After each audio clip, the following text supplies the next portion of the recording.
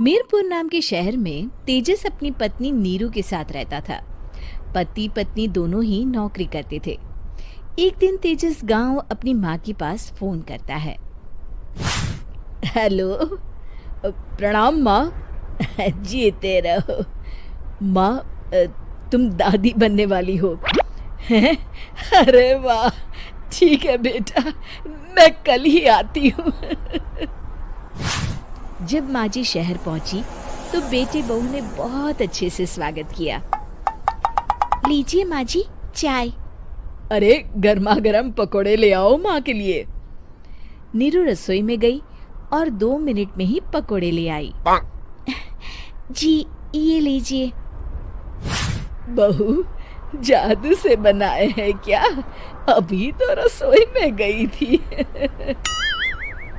Yummy. माँ जी, शीला रसोई में पकोड़े तल रही है, मैं बस लेकर आई। हे भगवान, मेरा धर्म भ्रष्ट कर दिया तूने। अब तो गंगा जल से शुद्धिकरण करना होगा। दूसरे दिन, माँ जी मैंने नाश्ता बना दिया है, ऑफिस जा रही हूँ। पर अभी तो घर का सारा काम पड़ा है। शीला आती ही होगी, झाड़ू पोछा बर्तन कपड़े वो सब कर लेगी। हमारे जमाने में घर का सारा काम हम ही करते थे। जी माँ जी, आप बहुत होशियार हैं, मैं घर ऑफिस दोनों नहीं संभाल पाती।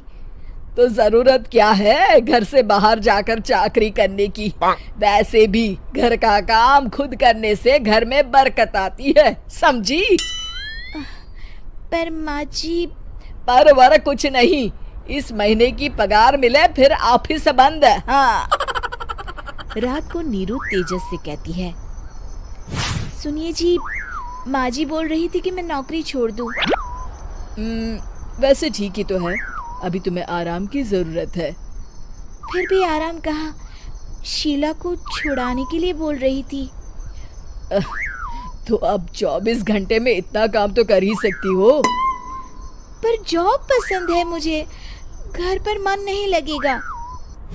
अगले दिन जब दोनों ऑफिस के लिए निकल रहे थे, मेरी तो कोई कीमत ही नहीं है इस घर में।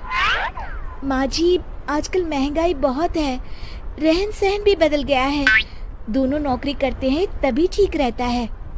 अच्छा, तू कहना क्या चाहती है? मेरा बेटा तुझे बिठा के खिला नहीं सकता? तू ही इस घर का खर्च चला रही है, हैं? नहीं माँ जी, मेरा वो मतलब नहीं था। मतलब खूब समझती हूँ, ये बाल धूप में सफेद नहीं किए मैंने। हाँ।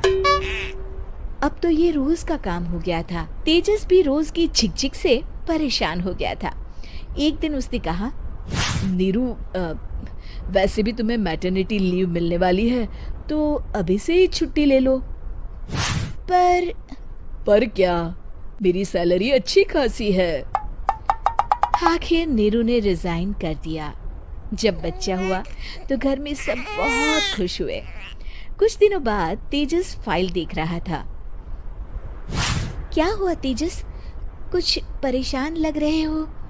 अब हाँ, वो हमारी जितनी सेविंग्स थी वो तो हॉस्पिटल में और छठी के फंक्शन में खत्म हो गई है नीरू। और अभी वैसे मंदी चल रही है तो मैं बोल रही थी कल मुन्ना को हेपेटाइटिस का टीका लगवाना है। नीरू, क्या पोस्टपोन नहीं कर सकते? नहीं जी, बिल्कुल नहीं। अब तेजस को समझ में आ रहा था कि उससे गलती हुई है। पैसों की कमी का असर घर के माहौल पर भी पड़ रहा था। अगले दिन, बेटा मेरा चश्मा और ये दवाइयाँ ले आना, पर्चा देते हुए माँ जी ने कहा। जी। तेजस, मुन्ना के लिए दूध का डिब्बा और डायपर भी ले आना, और ये किराने के सामान की लिस्ट है, इसे भी लाना है। तेजस गुस्से में लिस्ट मरोड़कर फेंकता है और चिल्लाता है, पैसे क्या पेड़ पर उगते हैं? ये ले आना, वो ले आना। अरे पर ये जरूरत का सामान ही है। वो गुस्से में बिना कुछ कहे ऑफिस चला गया। अरे लंच तो ले जाइए। नीरू दौड़कर डिब्बा पकड़ाती है। एक दिन खाना खाने के बाद, नीरू, अब तो मुन्ना कुछ बड़ा हो गया, तो अब तुम वापस ज्वाइन कर लो ना जॉब। पर इस रिसेशन में जॉब मिलना बहुत मुश्किल है। ट्राई तो करो। फिर मुन्ना? माँ जी है ना, और एक फुल टाइम मेड भी लगा लेंगे। पर माँ जी, उन्हें तो पसंद नहीं।